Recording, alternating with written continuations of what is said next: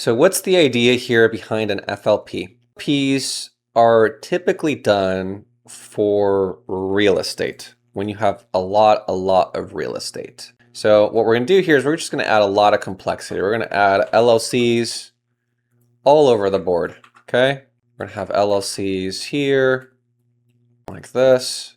A lot of rental properties. Actually, let's change the name here so people understand these are rental LLCs. A rental LLC. Okay, so we're going to have a lot of rentals here. We're going to make this even crazier because situations get really messy, right?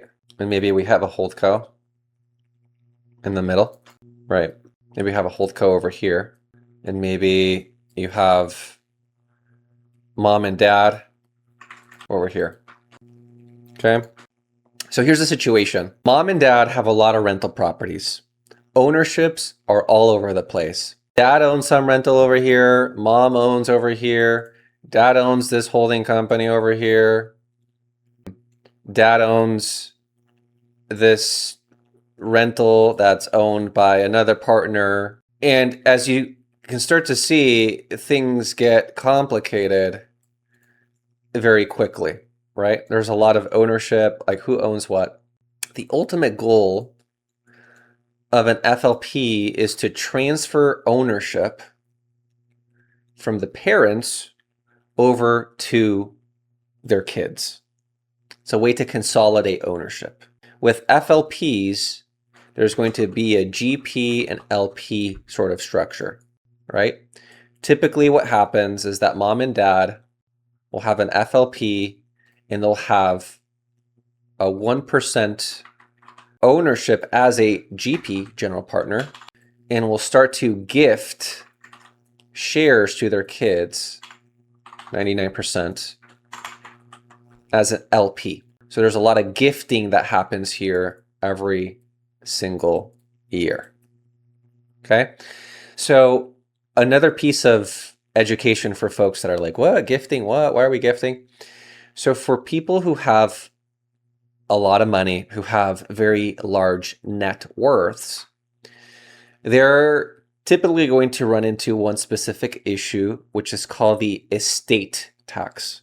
The estate tax is a type of tax that you pay on your net worth over a specific threshold. If you're single, I believe it's what, 13 million. If you're married, it's about 26 million.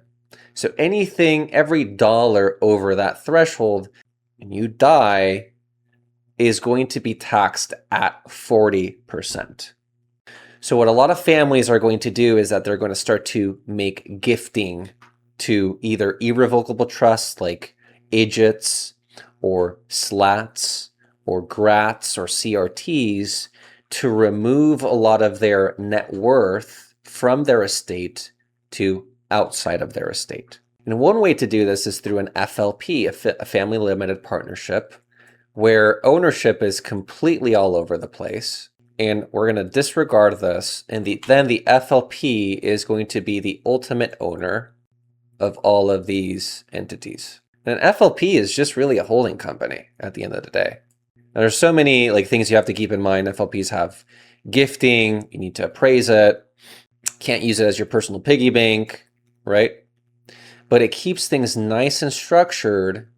And what happens when mom and dad dies? Well, the ownership is actually very straightforward.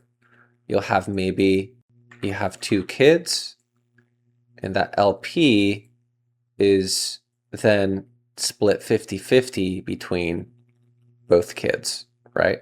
So it's an estate thing. It's an estate tax play, a gifting play from parents to kids, while continuing the control of all these properties, right? You have a 1% GP ownership.